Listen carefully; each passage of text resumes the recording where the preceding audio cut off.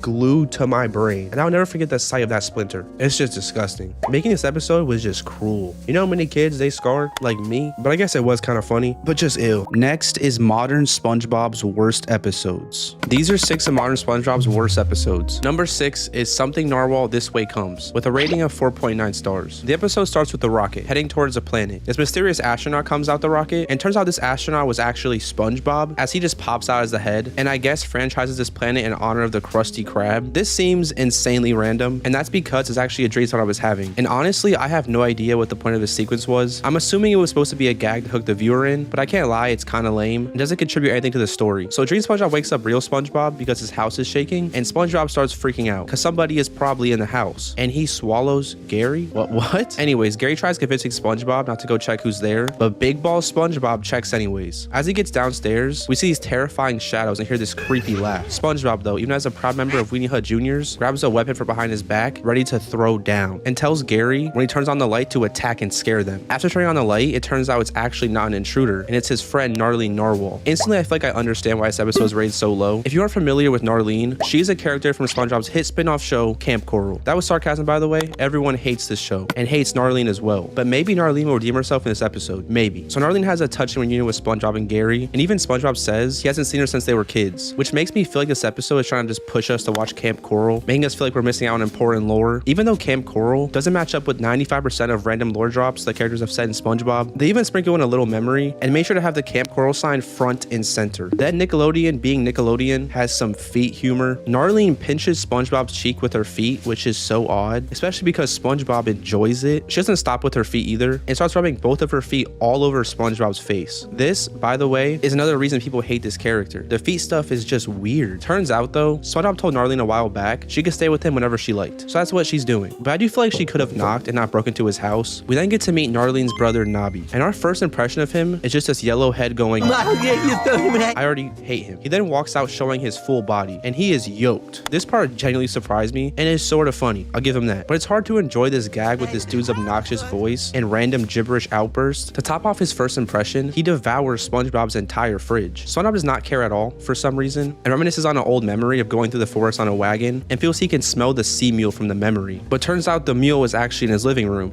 Knee slapper. I honestly cannot believe how many gags this episode has placed in the last minute. As soon as we met Narlene, this episode has overwhelmed us with jokes. It's trying way too hard to be funny. They don't stop either. And in the next scene, you watch as a sea mule acts like a rooster in the morning to wake up SpongeBob. SpongeBob, freshly woken up from the mule rooster, rose out of bed and heads to his bathroom and finds Narlene taking a shower in his toilet. She, I guess, thinks the toilet is a whirlpool bathtub. I feel like the dumb character trope is so overplayed. And in this episode, it comes off way more obnoxious than funny. She just seems like a bully. But Narlene asks SpongeBob to hand her a scrub brush, and she just grabs SpongeBob and uses him to bathe herself. See what I'm saying? It just feels like she's being a jerk. She literally pointed to the scrub brush and still used SpongeBob as a brush instead. Then we get to watch Nobby muttering more gibberish while cooking up some pancakes and feeding them to everybody. I'm not sure what the purpose of this scene was. I honestly have no idea what the story is. Why am I watching this episode? Why should I watch till the end? There's literally no storyline, just continuous gags. And I'm not gonna bore you anymore with this episode. I suffered the pain of watching it, so I will do the honor of speedrunning the rest of the episode. Narlene and Nobby do some log carving. SpongeBob carves himself into a banjo and scares Squidward. What's a SpongeBob episode without some Squidward torture? Am I right? Nobby hillifies SpongeBob's pineapple. SpongeBob becomes a hillbilly. We meet Narlene's cousin, Willy Bob. SpongeBob and Willy Bob give a spit foot shake. Gross. Then a bunch of Narlene's family spawn out of nowhere and take over Bikini Bottom, making the entire city hillified. Then turns out these random hillbillies aren't a part of Narlene's family, so they ask Plankton for help to get rid of them, and he gets his family to attack all the hillbillies and they all leave. Then SpongeBob pinches Plankton's cheek with his foot to thank him. I cannot believe how many foot jokes are in this episode. I don't know what they were thinking. Anyways, the episode finally ends with Narwhal leaving after putting her foot on SpongeBob's face and then infiltrating Squidward's house, because Squidward torture is meta for a good episode. And I don't even feel like I have to explain why this episode was bad, because it honestly speaks for itself. This episode is probably one of the worst episodes I've ever seen of SpongeBob. Look, I love SpongeBob. I usually try to defend it, but I cannot defend this one. Truthfully, I think this episode was destined for failure because they decided to bring Narlene, a character from an unsuccessful spin-off show, into SpongeBob. And while they could have redeemed this character, it's like they forgot what show they were writing for. This episode felt like a Camp Coral episode in the SpongeBob world and art style. I feel like I was watching this 10-minute episode forever. There was no storyline. It was all over the place. I honestly wouldn't be surprised if they just improv this entire episode and rushed it. Also, the intro was so unnecessary. I feel like they just wanted to make the episode longer and just threw that in. The jokes were just bad, and the exact reason modern SpongeBob has such a bad rep, they pretty much force-fed us jokes after jokes and had way too many uncomfortable foot jokes. This episode deserves its rating and has me terrified for the next episodes on this list. The 5th episode is Chums with a rating of 4.9 stars. The episode starts with Plankton trying to do the Krabby Patty formula, putting on this X-ray helmet and scanning the Krusty Krab, finding a vent that leads straight to the Krabby Patty formula. While he's trying to open the vent, SpongeBob is cleaning the windows. He shoots the hose up at Plankton, and the hose just straight up beats him up, destroying his dreams for the 19,235th time of getting the formula. Then the hose leads him into the sewer, which shoots him out onto Bubble Bass, the pickle thief's toothbrush, and he gets brushed around in probably the nastiest mouth in Bikini Bottom. So Bubble Bass finishes brushing his teeth and spits Plankton back into the drain, leading him into the sewer. And we see a huge shadow monster that growls at Plankton, which, at least unlike the last episode, is actually a monster and not gnarly narwhal. But then to Plankton's luck, there's some chum in the sewer that become a monster and scare away the deformed dragon. The chum then splits itself into an army of chum soldiers, and Plankton begs for his life. The chum tell him though they would never hurt the master. So I guess Plankton now has an army, and I bet he's gonna go to Krusty Krab with his army and try to get the formula and lose. I am 100% certain that will happen. So it turns out though, when chum mixes with gas, it creates chumfish, I guess. The chum leader, I'm assuming, spawns a chumbo out of nowhere and is going to take Plankton to their chum village, which kind of gives me some Willy Wonka Chocolate River vibes. So I'm liking this part. I also like how the chum pretty much have a religion of plankton and their own plankton bible. Definitely more creative than the last episode. What I'm not a big fan of though is the chum village. I honestly felt like this whole sequence was on the way to something brilliant, but the village just makes it fall short. I feel like there could have been a whole civilization of these chumfish with a whole functioning society. It would have made what started as gag characters into something so much deeper and interesting, but that's that's not what happened. In the Chum Village is just some poorly built chummy houses. That's it. Anyways, Plankton gets a bright idea, which is obviously to steal the formula with his new chum army. Shocker. While that is predictable, I actually enjoyed the next sequence. So instead of just going to Krusty Krab guns blazing, Plankton trains and goes over the game plan with the chum like they are in the army. It's a very fun sequence with some pretty good jokes. And so far, the best part of this episode in my opinion. Then Plankton infiltrates the Krusty Krab through the toilet. And the training really paid off because they are all in sync, creating a tank and making Plankton the chum frozone. The fight scene between Mr. Krabs and the chum is also really well done. They did a great job utilizing the chum's power, and the chum monster transformation is actually terrifying. I even liked how during the fight, there's these funny scenes of SpongeBob just chilling outside with no care in the world. Mr. Krabs, though, after fighting for his life, heads outside to get SpongeBob's attention, and he accidentally sprays Plankton again, sending the chum and Plankton back down the drain. And that's pretty much it. Now, this episode wasn't anything special, but it wasn't that bad. The chum creatures were really interesting, and the fight at the end was very fun. I mean, the whole stealing the formula thing is so overdone by now, but I get it. It's an ongoing gag. And to be honest, they were very creative with the way Plankton attempted to steal the formula. I truthfully think this episode tanked really bad in the ratings because it was paired up with the last episode. The fourth episode is Barnacle Face with a rating of 4.8 stars. We start at the Bikini Bottom High School, watching fish just bully each other. Then we see Pearl, who is talking to her friend about the high school dance coming up. Everything seems normal until Pearl's friend points out that Pearl has a barnacle on her face, which makes her scream and freak out. Already this is kind of gross. The barnacle looks nasty, but I'm guessing this is the equivalent of having pimples for a whale, so it is pretty relatable. Anyways, Pearl goes to the Krusty Krab to try to get help from Mr. Krabs, and at first he could care less and does not want to help her at all, until her crying causes him to lose customers, so he clears his schedule to help her. I'm just joking, this is Mr. Krabs. He just forces SpongeBob to help instead. SpongeBob and Pearl start walking somewhere, and SpongeBob tells a story about how he hypnotized the barnacle into a pelican, but it was actually a pelican. Goofy story, but it pretty much just shows how inexperienced he is with this whole situation. SpongeBob gets to work though, and doesn't hypnotize anything, and tries using his spatula to pry this barnacle off, which gives me heavy Splinter episode vibes, which is already a bad sign. The spatula though breaks in half, so he keeps trying different ways to pry the barnacle off, but everything literally breaks. They decide to take a break, and Pearl heads to the bathroom and washes her face with soap and water, and this causes an even worse breakout of barnacles. SpongeBob then covers her face with concealment cream, and she looks so silly and can't even talk, but he convinces her no one will ever notice, until Mr. Krabs comes home and screams at the sight of her. Pearl crashes out even harder and cries for literally 3 hours, and so SpongeBob checks on her, and for some odd reason, Pearl scrubs her face with a soap again and asks for more. Kinda stupid. This next part though is my favorite part of the episode. SpongeBob heads down to Mr. Krabs' basement, and it's extremely creepy. It looks like a dungeon, there are scary sounds, and a mysterious door opens, to which SpongeBob sees Mr. Krabs with this machine. Turns out these bars of soap are made from leftover Krabby Patties, which means Pearl's been washing her face with literal grease, so it makes sense why she's breaking out so bad. I know Mr. Krabs is stingy with his money, but this is a new low for even him. How does he have that whole room of jewels but can't bother to buy soap bars? Anyways, Pearl finds out about this and is furious, and Mr. Krabs just dips, letting SpongeBob deal with her. Father of the Year. Pearl explains how all she wanted was to sparkle at the high school dance, and now she has these hideous barnacles on her face. SpongeBob gets an idea from her saying she wanted to sparkle, and covers up all the barnacles with Mr. Krabs' jewels, and she is actually happy, and her friends think she looks dope. Mr. Krabs is not happy though, and chases after Pearl, and the episode ends. This episode was pretty uncomfortable, and kind of reminded me of the Splinter and Gross Spout, which are two of SpongeBob's worst episodes. This episode wasn't the most enjoyable watch, to be honest. The only real interesting part is learning that the soap bar is made out of Krabby Patties. Besides that though, it's hard to really care about Pearl's barnacle problem, because while yes, she cries and I kind of feel bad, there could have been more depth to her problem. Like for instance, the high school students could have bullied her, saying how hideous it was, motivating her even more, and making us as an audience crave for getting her removed to get back at the bullies. I mean, everyone loves a loser to hero story. Instead, everyone's pretty nonchalant about it, and even her friend in the beginning tries reassuring her that the barnacle's not as bad as she thinks, so really it's just Pearl freaking herself out, and making it worse by using the soap over and over after seeing it cause more barnacles. I think this episode did bad, because it's just nothing special. It's pretty repetitive, and kind of disturbing. The barnacles are pretty gross. I don't think it's awful though when comparing it to the others on this list. I wasn't really bored watching this episode, and they did good at showing the problem early on to get you hooked, and kept it somewhat interesting throughout, which is pretty impressive. Also, it's a very relatable episode. Kind of a spoiler, but I think this episode tanked because of how bad the next episode is. This episode by itself could have probably gotten 5 to 6 stars. The third episode is Pet Sitter Pat with a rating of 4.8 stars. So SpongeBob gets mail from his grandma, inviting him over for her birthday, leaving SpongeBob with a problem. Who will watch Gary? His first choice is Squidward, which is wild because of how that turned out last time, but Squidward says no anyways. So SpongeBob decides to ask Patrick instead, which is an even worse choice, and I bet it's gonna be way worse than I was a teenage Gary. I don't get why he doesn't just ask Sandy. Patrick chose instantly too. He is not certified to be doing this, after just dropping Gary out of the air, and SpongeBob just overlooks this for some reason. He then shows Patrick his insanely detailed schedule, and Patrick does not care at all, and obviously just wants to eat all SpongeBob's food. SpongeBob even tries going over the schedule with him, and Patrick just shuts him up and rushes him out, gaslighting him. Don't you trust me? Patrick seems though like he's about to take this serious, as he does take out the schedule, but he holds it upside down and can't read it. Gary. So he just tosses it away, but he offers to take Gary on a walk, which seems like he cares, but he has to poop. And bro literally poops so long the sun goes down. Gary by now is starving and looks like he's decaying. He even signals to Patrick that he's hungry, pointing at his stomach and going over to the food bag and biting it. And Patrick grabs the bag and literally eats all the snail food instead of feeding Gary, and then opens SpongeBob's fridge to see what he has. It seems Patrick only offered to take care of Gary to munch on all of his food. SpongeBob at his grandma's finally has the realization that Patrick dropping Gary was not right, and so he calls Patrick to clear his conscience. And even though Gary is literally crying out for help on the phone call, somehow for plot reasons, SpongeBob cannot understand what Gary is saying and thinks they're just having fun because Patrick starts laughing. And Patrick once again just tosses Gary on the ground, showing no care whatsoever for his best friend's pet, which is so messed up. Also on the phone, SpongeBob told Patrick to give Gary a bath, and at first you can see that he did not care to do this until he realizes that Gary stinks, so he decides to give him a bath now. So he starts filling up the sink,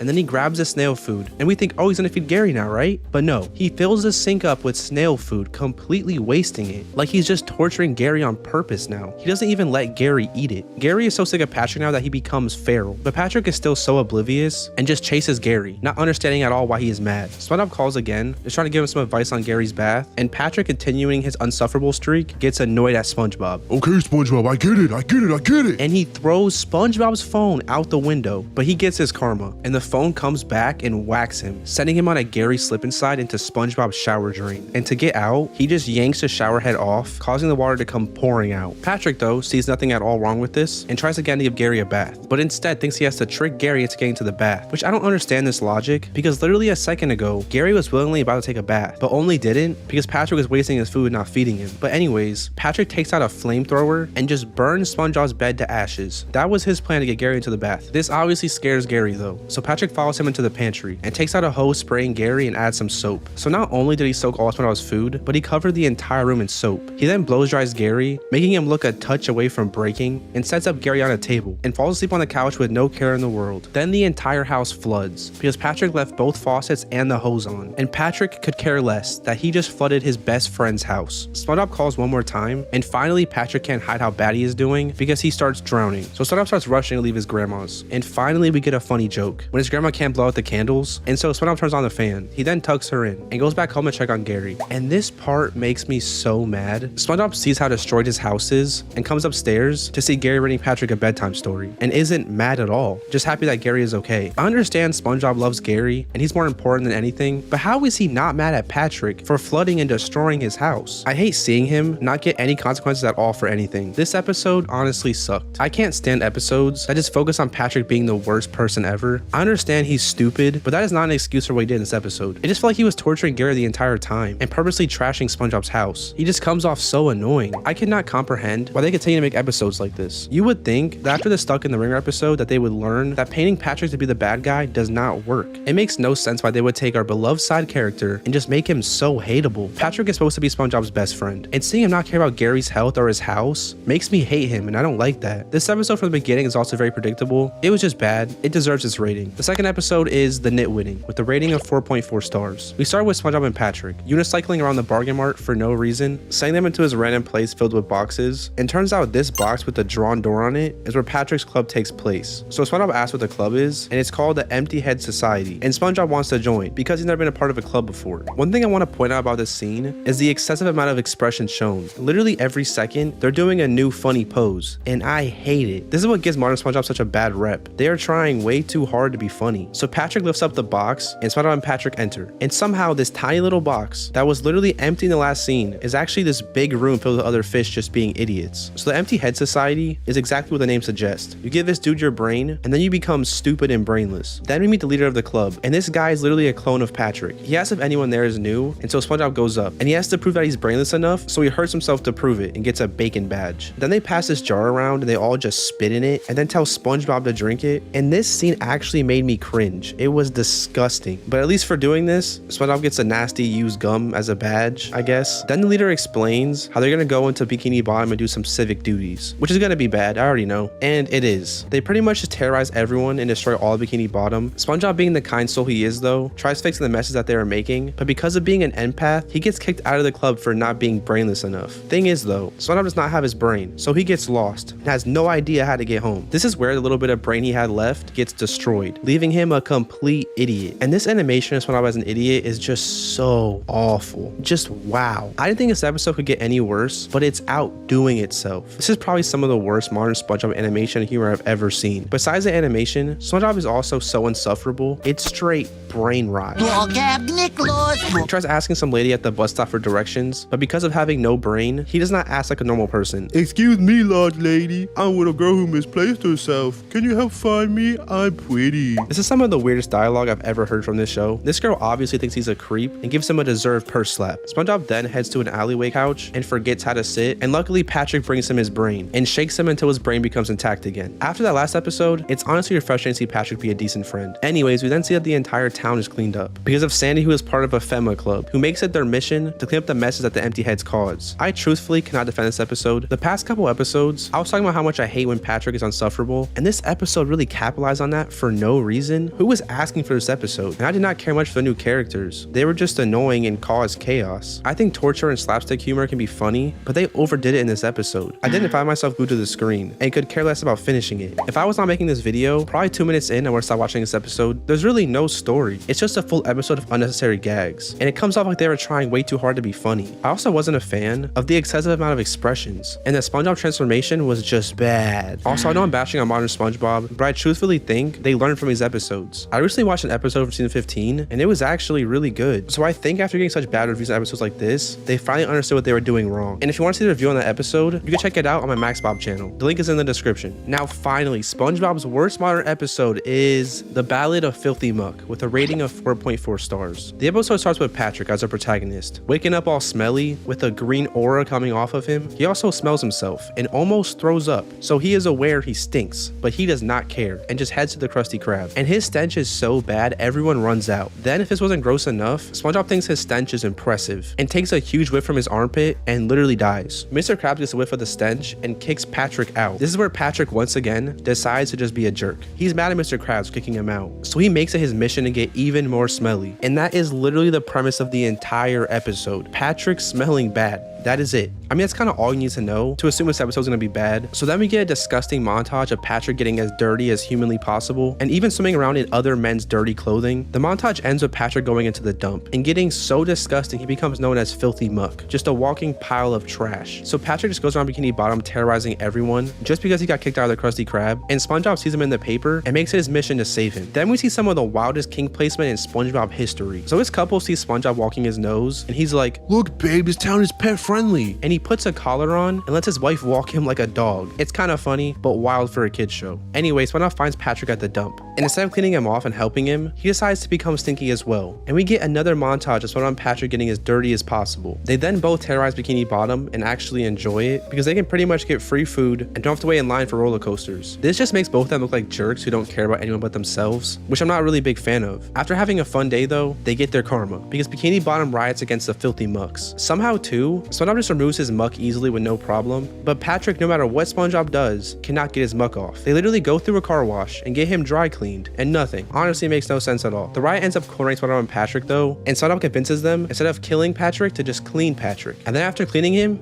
he just dies, I guess. And turns out this wasn't Patrick, and Patrick was actually showering. And Filthy Muck is like a ghost or something? I don't know. It honestly doesn't shock me that some of the worst episodes always have some of the same similarities. It's either straight torture the entire episode, the characters acting insufferable and out of their character, or something disgusting. I don't know why they have made so many episodes like this, even after seeing how poorly they have all done. This episode as well was just not that entertaining. It's literally an entire episode about Patrick smelling bad. It's just another episode that is just an entire gag. SpongeBob has proved before that they can create interesting episodes with insane stories in 8 minutes. It's just wild to me that they can go from episodes like SB129, Squidward and Clarinetland, and Band Geeks to an episode about Patrick just being smelly. I know they can't produce banger after banger, that's impossible, so truthfully I don't blame them, and it's honestly impressive how they can take something so simple like Patrick being smelly and expand on it in a decently fun way, but the episode is just not that interesting or creative. I think this episode being paired with last episode was just a bad idea, and them together is why the rating is so low. Next is SpongeBob's Best Episodes Part 2. These are 3 more of SpongeBob's SpongeBob's best episodes. The third one being Mermaid Man and Barnacle Boy 5 with a rating of 9.5. This episode starts at the Krusty Krab with a huge line out the door. The reason for this is because Mermaid Man is struggling to order. He does actually end up ordering a Krabby Patty though, and ordering a Pipsqueak Patty for Barnacle Boy, which starts the conflict of this episode. Barnacle Boy wants to be treated like a man, and after being insulted by Mermaid Man and the Sponge Gang for being a boy, he decides he's going to become evil, which is kind of a goofy reason to become evil, but stand up for yourself, woohoo, I guess. Anyway, literally seconds after saying the word evil, Man Ray and Dirty Bubble spawn in and take Barnacle Boy with them. Then seconds after this, Fishhead tells us how the evil gang is terrorizing Bikini Bottom. Also, evil stands for every villain is lemons. Very stupid, but they are scary, so I guess it can slide. While this is being broadcasted though, everyone is tweaking out, except Mermaid Man, who I don't even think knows that he exists, but after a smack he comes back to reality and realizes, Yes, I need to go do something. so he runs outside with literally no destination. Then an ice cream truck approaches him and he gets an ice cream with a literal bomb on it. Not sure how he did not see this. It kind of blows me away that this man was one of the best superheroes, but anyways, it blows his stomach up and turns out evil tricked him. They were operating the ice cream truck. It is crazy that Barnacle Boy tried to just kill this man over a Pipsqueak Krabby Patty, but whatever, this is SpongeBob, so he did not die. However, this makes Mermaid Man give up till he comes up with a great plan. Yes, him. SpongeBob definitely did not give him this idea. The idea though is that the Sponge Gang can help him, so they head to the Mermaid Lair, and Mermaid Man takes him to these costumes owned by the International Justice League of Super Acquaintances, which is kind of funny that they were named that, since Mermaid Man and this Quickster dude are pretty much ripoffs of Aquaman and Flash from Justice League. These costumes though give you powers. You do not have to be born with powers in this universe. This shocks Sandy, so Mermaid Man says, Powers all in the costume. Why else would we run around colored undies? and Squidward says, I could think of 3 good reasons. which is wild. I do not know how to take this comment. Anyway, they suit up, and we get to see the powers of these suits. So SpongeBob is the Quickster, which is pretty much the Flash. And Homeboy's so fast, he runs to this mountain and back, and we don't see anything. I can even slow it down, and we still do not see anything. Whoa. Squidward is Captain Magma, and he pretty much just shoots magma. That's it. Patrick is the elastic waistband. His power is stretching his body. He is pretty much Elastigirl. And I mean, he's got the cake too, so it makes sense. A little out of pocket, I apologize, but it's true. Finally, Sandy is Miss Appear, and she can go invisible. That's her power. After this cool montage, they literally just start ordering a pizza. Thankfully though, the chief alerts them, telling them that Evil is located at Makeout Reef. And then bro just starts making out with himself and goes, whoa, weirdly enjoying it. Anyways, we go to Makeout Reef and see Evil terrorizing the kids just trying to make out. Pretty odd, but I guess it is evil. That's very humiliating, especially for this dude making out with a pillow. Then our hero Mermaid Man shows up to stop this Evilness. and they make fun of him for being alone. But then the new International Justice League of Super Acquaintances shows up, and it's such an insanely hard moment. Sadly though, right after this, they all fail miserably bad fighting evil and pretty much just beat themselves up. Probably should have trained instead of ordering pizza. That only works for turtles. Get it?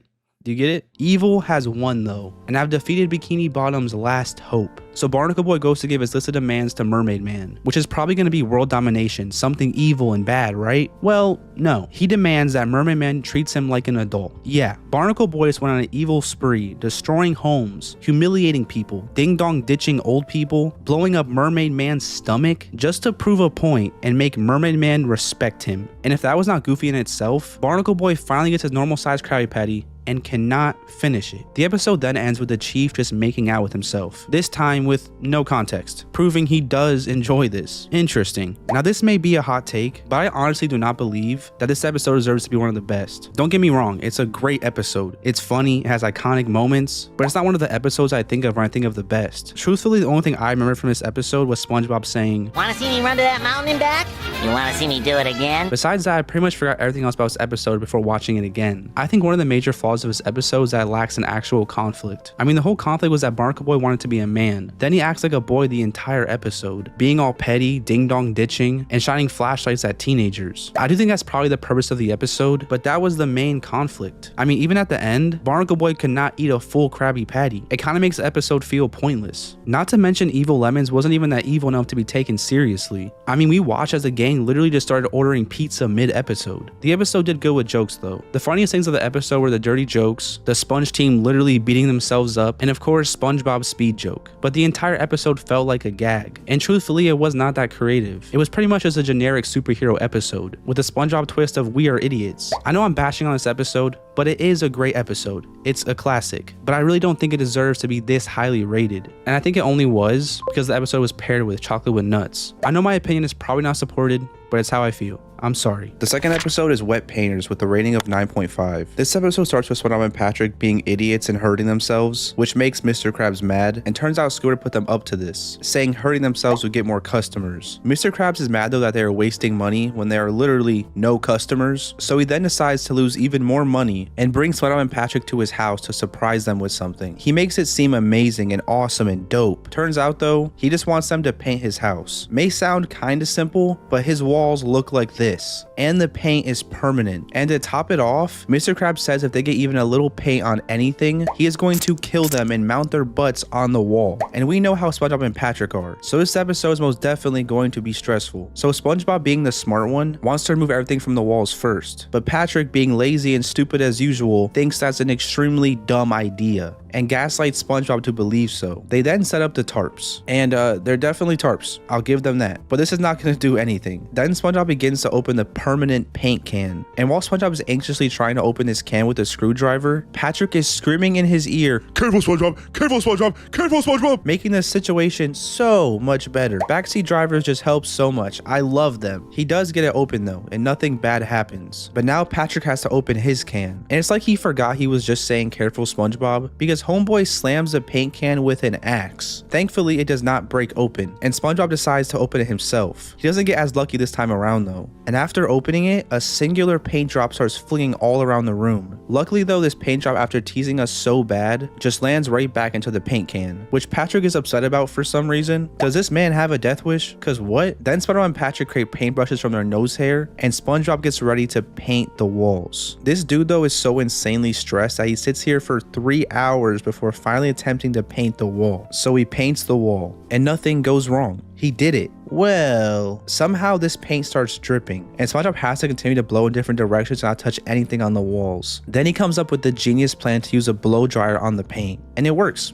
Problem solved. Psych. This is a stressful SpongeBob episode. It's never that easy. Because of SpongeBob blow drying the bubble, he created a giant paint bubble. This is obviously bad, so they need to come up with a plan on how to solve this problem. But Patrick, with literally no brain, does not allow SpongeBob to come up with a plan and creates another paint bubble that merges with the other paint bubble, creating an even bigger paint bubble. And it pops. Somehow though, the paint paints the walls perfectly, not touching a singular thing on the wall, except for Mr. Krabs' first ever dollar. Mind you, it's an extremely small speck of paint, but this freaks SpongeBob out. Even though it's so small, even Patrick cannot see it. So they pretty much just SpongeBob and Patrick this situation and make it so bad that now it's extremely noticeable. And before they know it, Mr. Krabs is coming back home. So they come up with a plan on the spot that we don't know yet. So it's a surprise. Yay. Anyways, Mr. Krabs comes inside and starts toying with them, freaking out about things and then literally complimenting them until he notices a huge stack of paintings over the dollar. Yeah, that was their plan. Mr. Krabs starts taking the paintings off one by one, taking SpongeBob off last, and spots the dollar fully painted white, meaning SpongeBob and Patrick are going to die and have their butts mounted on the wall. Well, at least that's what we thought was going to happen. Turns out Mr. Krabs just licks the dollar clean, and it comes off extremely easy. Mr. Krabs knew they were not capable for this task and did this just to scare them, but he gets his karma, because after laughing so hard, all the paint comes off the walls. I really enjoyed this episode, and the conflict was great. I mean, we have to sit and watch Patrick and SpongeBob stress the entire episode, while we stress as well, thinking that they're gonna die, because ain't no way these idiots can take on this impossible task. I mean, to be fair, I don't even think I could do this. I also really enjoyed the plot twist as well. I love how we get to feel the exact emotions that SpongeBob and Patrick felt in this episode, since we were stressed in the beginning, and now we're very disappointed as well. It was also nice that he got his karma, unlike Barnacle Boy. Patrick's character was also written so well in this episode. While he did make things worse, without him, there is no episode, and that's rare to say about Patrick. Usually he just sucks and makes things worse and comes off as a bad friend, but in this episode I never got that feeling. I didn't feel like he was being a bully. He just came off dumb, and that's it. And that was very important for the episode to be stressful. Speaking of stress, this has got to be one of the funniest, greatest presentation of stress in a cartoon. This episode makes you feel insane anxiety, but also has you laughing the entire time, and that's a very impressive thing to do. This episode is so iconic, and it'll probably take up space in my brain for the rest of my life. I think this episode deserves a spot as one of of the best. Even though it really isn't one of the most creative episodes and literally just took place in one setting, Mr. Krabs' house, for pretty much the entire episode, it never felt dull or boring because of how well the dialogue was written. Finally, the best episode of SpongeBob is The Secret Box with a rating of 9.7. The episode starts with SpongeBob going over to Patrick's house to go jellyfishing, but Patrick has to put away his super secret box first, and SpongeBob instantly forgets about jellyfishing and is now focused on what is in this secret box. Patrick then starts teasing him even more, opening the box and laughing. If only you could see inside my secret box, it would change your life. SpongeBob now starts some top tier gaslighting, exposing a bunch of secrets of his, hoping Patrick will tell him his secret box secret. Thing is though, SpongeBob's secrets are extremely lame. For example, he says Patrick is his best friend and he loves the Krusty Krab. The only interesting secret that he shares is that he's wearing 3 underwear, but nothing was really juicy enough. So this obviously does not work on Patrick, and he is not falling for the gaslighting. He then laughs and explains once again how insane the secret is, and that no one, including SpongeBob, will ever be allowed to see what's inside, just further adding to the curiosity of what is really in this box. And because of this curiosity, SpongeBob literally steals the box and starts dipping away with it, but Patrick teleports and smacks him with his big ol' belly and gets extremely offended, saying if SpongeBob disrespects him again trying to see what's in the box, they will have to stop being friends. But we're supposed to be friends forever. Yes, this episode made that iconic TikTok audio. We then get a very touching montage of them growing old together, and now we can assume SpongeBob would never jeopardize him and Patrick's friendship. But this secret is eating up SpongeBob, and he cannot sleep. So he comes up with a plan to go to Patrick's house secretly and see what's in the box. SpongeBob then asks Gary if it's a good idea, and Gary literally says no. He does not meow. He says no, but SpongeBob ignores Gary and goes over to Patrick's, risking his entire friendship over a box. So SpongeBob slides into Patrick's house all sneakily in his burglar outfit, but things instantly start going wrong. Since SpongeBob thinks it's smart to hang on a painting literally attached to a sand wall, but to be fair, the nail falls and SpongeBob grabs it with his toes and throws it perfectly back on the wall, which is extremely impressive. So the secret box is right next to Patrick's bed, and instead of maybe sliding in on the other side, he attempts to walk over, first sliding down the wall, hitting the floor, then stepping. He steps again and just so happens to step on a potato chip. And pretty much just everything he does is loud.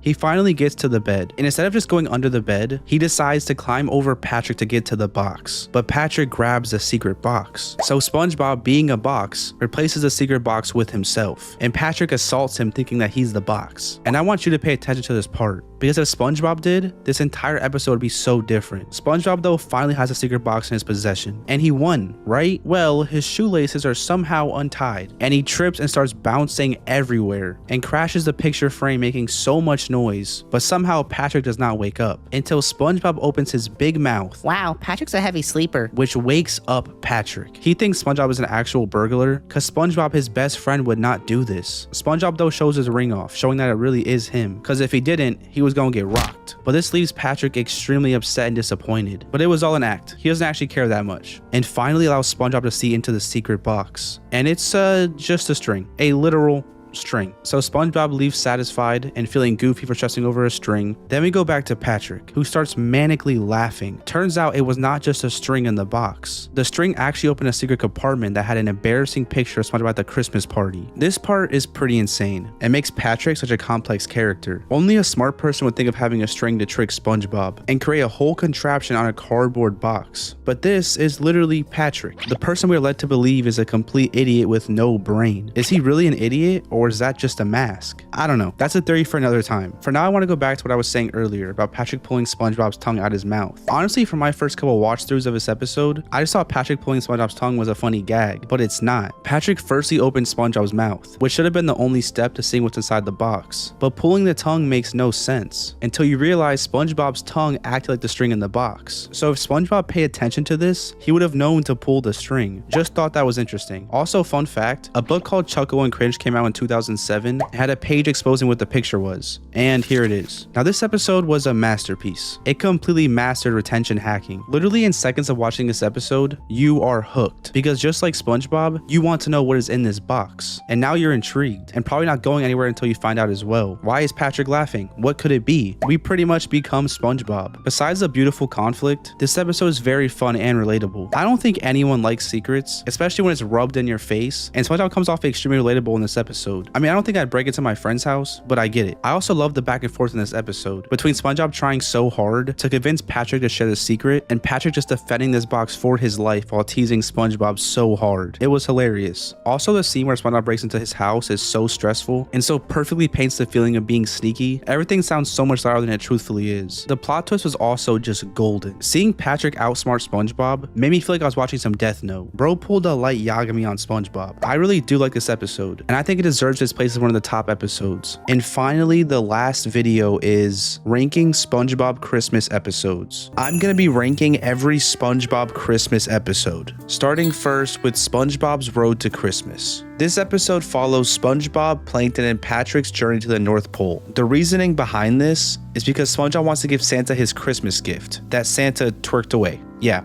and Plankton wants to hack himself onto the nice list to get the secret formula. I actually really enjoyed that they added Plankton. I feel having two plot lines that needed to be resolved was really nice and made me want to watch till the end more. Also, this dynamic that SpongeBob and Patrick had with Plankton was very enjoyable. Newer SpongeBob and Patrick are pretty obnoxious. That's not really a surprise. But for some reason in this episode, it just worked. Because it seemed like they were just rage baiting the nuts out of Plankton. And it was funny. It kind of reminded me of Elf. SpongeBob and Patrick were just having fun and not taking life so serious. And this made Plankton mad, just like the dad from Elf. One thing that really did scare me though in the beginning of this episode was that it wasn't Christmas. While it started during Christmas time, the actual episode takes place during July. So I felt like this was going to be a bad Christmas special, but they proved me wrong. One of the first Christmassy locations we see is a Christmas theme park that SpongeBob and Patrick believe is a North Pole. I enjoyed this sequence because I live in Florida, so my Christmas experience is usually in an amusement park that is not cold whatsoever. So that was nostalgic. It was also funny seeing SpongeBob and Patrick be so oblivious, and one part that really stood out was when they thought they were seeing elves, which were obviously animatronics, but they did not know that, and one of the elves literally smashes the other elf's head, and SpongeBob's face is genuinely hilarious here. They then go see Santa, which is obviously like a mall Santa. Doesn't really make sense why Santa is here during July, but it also makes no sense that Santa is Patchy the pirate. I don't like this part at all. It's extremely random and feels like a sad attempt to throw Patchy in there because it's a Christmas special. This was lame. Patchy though gives them a map because Patrick broke their navigation and they now head to the actual North Pole, and they then do some more lazy writing, and instead of having a fun adventure sequence, we just see a map of them having a bunch of conflicts getting there. But when they reach the North Pole, this part really makes up for all of that. I really enjoyed the North Pole part. I like how they got creative with the reindeers. They could have gone with some boring reindeers, but instead they went with some buff, scary reindeers, which was just fun. Also, instead of the elves being nice, they make it hard for SpongeBob to get this gift to Santa, and they get into a huge brawl, which allows Plankton to change himself onto the nice list. Santa then comes in, and of course he loves SpongeBob, so he stops everyone, and SpongeBob gives him his gift. And Plankton just gets rage baited again, thinking his gift is a secret formula, but it's just a cute letter SpongeBob wrote to Santa about how thankful he is. The episode then ends during Christmas time at the Krusty Krab, and SpongeBob gives Plankton a gift. It's a cute moment, and it's just nice to get that Christmas atmosphere. This episode honestly had a lot of Christmas elements, and definitely delivered on what a Christmas special should be. It might have been a little random and goofy, but I like that they got creative with it. This episode for now will go into third place. The next episode is Goons on the Moon. I really don't like this episode. I'm honestly not even sure how it's classified as a Christmas special. I literally had to check multiple times to make sure it even was. And it is, sadly. This episode is about Sandy, SpongeBob, Pearl, and Squid Dina Star from the hit series The Patrick Show. Now I say that disrespectfully, but I actually did not hate her character here.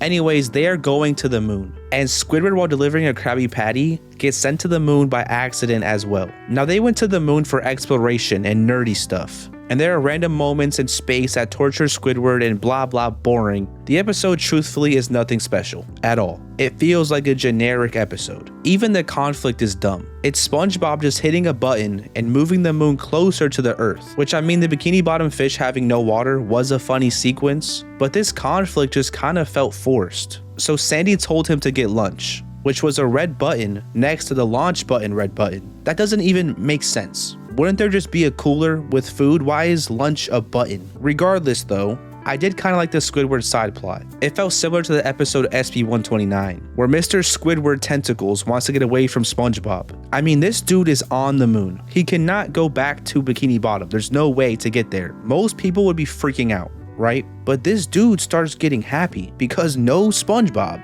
And then obviously SpongeBob's still here. Now you're probably wondering, after everything I just said, how in the world is this a Christmas special? And I was thinking the exact same thing. Turns out Santa sleeps on the dark side of the moon. Yeah. So pretty much this episode is a Christmas special because they just threw Santa into the episode for no reason. No Christmas vibes, no Christmas spirit, just Santa on the moon. That's so lame and lazy. By the way, the conflict is solved by SpongeBob getting squirt guns out of Santa's bag and then SpongeBob becomes the moon. Extremely silly resolution. Yeah, this episode was not very good and was a very bad Christmas special. This is going in last place for now. The next episode is probably the most iconic Christmas episode, Christmas Who. This episode even has a Christmas theme intro, which by the way, only one other episode out of these 6 has a Christmas theme intro. That's very sad. We start with Patchy and Potty preparing for Christmas, and then telling us about SpongeBob's first Christmas. Much better than the random Patchy the Pirate Santa cameo. Now this episode doesn't really have a hardcore Christmas atmosphere. I mean, they got some lights, Santa hats, a tree with jellyfish lanterns on it, some candy canes, but it's not like generic Christmas themed. But this is Bikini Bottom's first Christmas,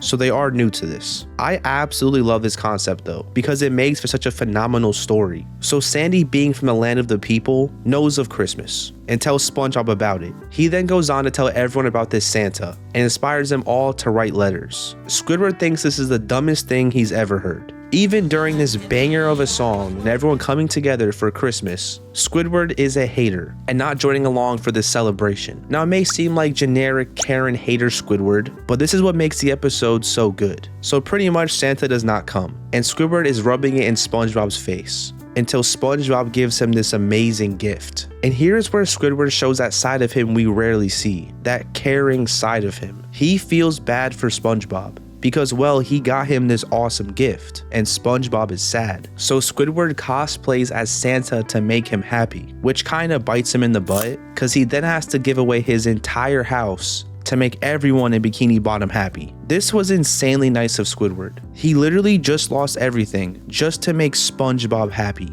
and that is just amazing. Also in the end, I think it's hilarious that Santa then comes down and just laughs at Squidward. So bro just rage baited Squidward like crazy into giving his house away. It's just a funny little plot twist to further add to Squidward's awful luck. I love this episode. It may not put me directly into the Christmas spirit, but it does enough, while delivering such a fantastic, engaging story. It's just such a fun watch. It's a cute episode, and this song is a banger. I'm gonna put this episode at 2 for right now. It may go to number 1 later, but we gotta see the other episodes. The next episode is Plankton's Old Chum. Just the title should explain to you that this episode is buns, and most definitely not gonna get you into that Christmas spirit whatsoever. I will say it's different. It's definitely different. It's about Christmas, right? But instead of snow, it's chum. Instead of Christmas, it's Chum Day. Regardless if it's creative though, it's just a boring episode. There's really nothing special about it at all. I honestly don't have much to say. The only conflict is that Plankton has to eat all of his chum because there is a $1 billion fine for dumping chum. So I guess he gets his karma for dumping his chum everywhere, but it's just a boring resolution that's also just gross. Chum is also just disgusting. This episode is disgusting. I know it's supposed to be funny or something like, look at them, they're acting like the chum is snow. It's so funny. But I don't know, it's just random and dumb. It's just a bad episode and a sad excuse for a Christmas special. I honestly feel like this episode should be last place. But when compared to Goons on the Moon, Christmas special for Christmas special, this episode does give a little more of that, so I'm gonna put this episode in 5th place. The next episode is Sandy's Country Christmas. Now, if you know anything about the Sandy movie, you probably know that no one liked it at all. And this episode piggybacks off that movie really hard, which doesn't sound good. It's about Sandy's family coming to Bikini Bottom to celebrate Christmas with her. So it's primarily focused on Sandy and her family, and that kinda sucks, because her family is pretty boring and not likable at all in my opinion. Before I go more into my hatred, I will say this episode does nail the Christmas spirit, especially compared to others on this list like Goons on the Moon The vibe is definitely there. Okay, so back to the Sandy family. Sandy wants to create an instant Christmas tree potion, and she does. But her family is goofy, so her siblings use this potion and make this tree really big and knock Santa out of the sky. This is so preventable and feels really forced to create a conflict. Santa has so much time to not hit this tree, and he just hits it for plot reasons. So because of the hit, Santa lost all of his memories, which means he can't give the presents. So the Sandy family decides to give out Santa's gifts to everyone. And real quick, earlier in the episode, there was this country song. And usually in these specials, their songs are amazing. But this song wasn't very amazing. I did not like it. But to be fair, I don't like country music, so maybe that's not fair. But this same song goes on for the entire montage, and that was a little insufferable for me. Besides that, it's honestly not a very entertaining montage. It's very rushed, and it seems more like a gag than them quote-unquote saving Christmas. This episode just really isn't very special. It's supposed to be a cute Sandy family episode, but it just felt like a country song music video with no personality, no actual character chemistry, and a forced bonding experience. Regardless though, they delivered a great Christmas vibe, and I like that a lot. It did feel like a Christmas special. I may just be a country hater, so I'm biased, I don't know. I'm gonna put this episode in the 4th spot. Now finally, the last episode is It's a SpongeBob Christmas. This episode is, in my opinion, the Christmas episode. It's the episode I instantly think of when I think of Christmas and SpongeBob. We start this episode with Patchy the Pirate and his bird, and they have this whole side plot of them trying to find Santa. It's interesting, it's fun, and way better than that mall transformation Santa thing. The actual episode is about Plankton once again trying to get on the nice list to get the secret formula. Obviously, Plankton can't get on the nice list naturally, he's a jerk, so he decides to make this fruitcake that turns everyone into a jerk. Pretty much if everyone is more of a jerk than him, then by comparison, he is just better. I don't really think this plot or story is revolutionary. I do think Christmas Who had a better story, but we are trying to find the best Christmas episode. And man, does this episode just give us the most Christmas feeling ever. I mean, for one, it has that Christmas intro, and once we go to SpongeBob, all of Bikini Bottom is decorated beautifully. SpongeBob then sings one of SpongeBob's greatest songs. Santa, Santa, Santa has his dry little eyes on me. I love this song. It's amazing, it's a banger. Also, through this song, we learn about Patrick's motive to trap Santa, which adds a little fun to the story, because in the end, he does capture him, and this actually made me laugh. It caught me really off guard. Anyways, Plankton first tries to make SpongeBob a jerk, and it doesn't work because the Jerktonium fruitcake is no match for SpongeBob's pure heart. But SpongeBob ends up sharing the fruitcake with everyone, and making every single person in Bikini Bottom awful, except for Squidward. He's just naturally awful. The fish turning into jerks is also very funny. SpongeBob has always done well with making NPCs so rude. Hey, I just got my license! Hey, I'm getting mine next. Hey, I doubt it! Hey pal, you just blowing from Stupid Town? And they really showed that here. Further into the story, Plankton makes a robot SpongeBob to tarnish Bob's reputation. While this is happening, SpongeBob ends up figuring out with Sandy what is really going on, and they find the cure to the fruitcakes, which is singing. This is where SpongeBob goes 2 for 2 and delivers another just straight up platinum record of a song. Don't be a jerk, it's Christmas. The resolution is very similar to SpongeBob's Road to Christmas, where Plankton thinks he gets the formula and gets robbed.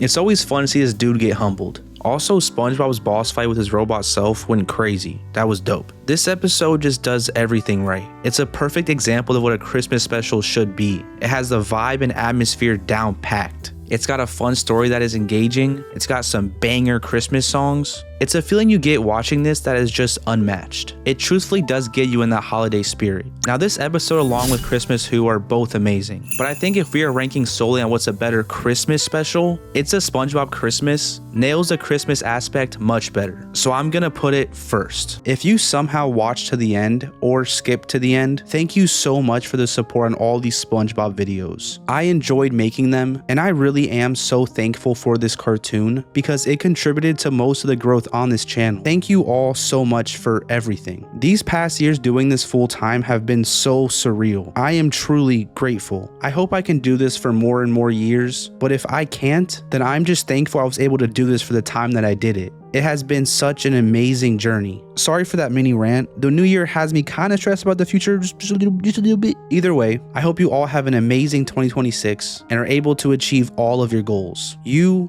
are awesome.